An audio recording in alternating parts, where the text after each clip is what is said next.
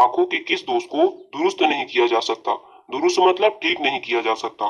Myopia, वर्णांधता, hypermetropia या फिर इनमें से कोई नहीं। इसका सही आंसर हो जाएगा ऑप्शन नंबर बी, वर्णांधता।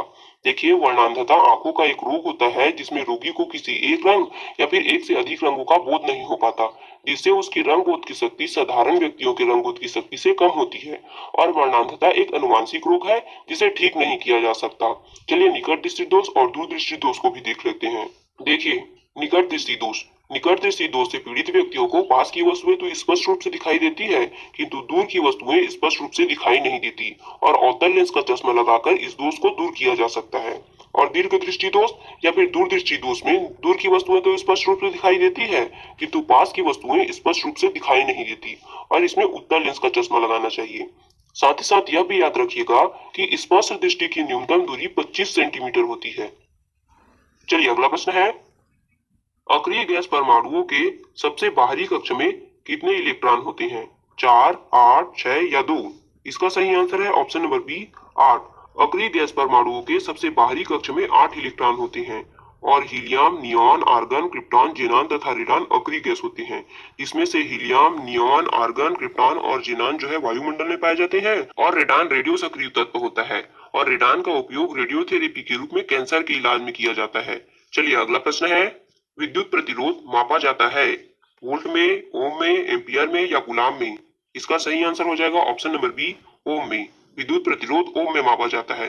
और ओम का नियम क्या होता है? तो नियत ताप पर किसी चालक के सिरों के बीच का विभवांतर उससे प्रवाहित धारा के अनुक्रमानुपाती होता है। मतलब ओम बराबर ओम बटे एम्पियर। चलिए अगला प्रश्न है, वीडियो कॉन्फ्रेंसिंग है, दूरसंचार प्रौद्योगिकी का उपयोग करते हुए वीडियो कॉल का परिचालन, बी दूरभाष पर कॉल का परिचालन, सी दूरबीन प्रौद्योगिकी का उपयोग करते हुए वीडियो कॉन्फ्रेंस का परिचालन, या फिर डी उपयुक्त में से कोई नहीं।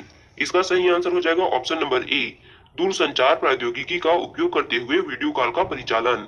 देखिए, वीडियो कॉन्फ्रेंस में इंटरनेट की सहायता से दो या दो से अधिक व्यक्तियों से ऐसे वार्तालाप कर सकते हैं जैसे कि वे आमने सामने हों, और इसमें कंप्यूटर के साथ साथ वीडियो कैमरा, माइक्रोफोन और स्पीकर की आवश्यकता होती है। चलिए अगला प्रश्न है, निम्न में से कौन सा गणना एवं तुलना करने का कार्य करता है? सीपीयू, सीयू, एएलयू या रैम?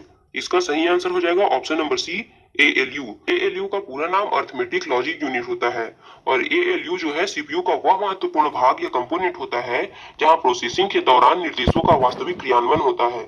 इसका प्रयोग अंकगणितीय एवं तार्किक गणनाएं करने के लिए किया जाता है। चलिए अगला प्रश्न है, प्रोसेस्ड डेटा को कहते हैं इनपुट, आउटपुट, प्रोसेस, ये सभी?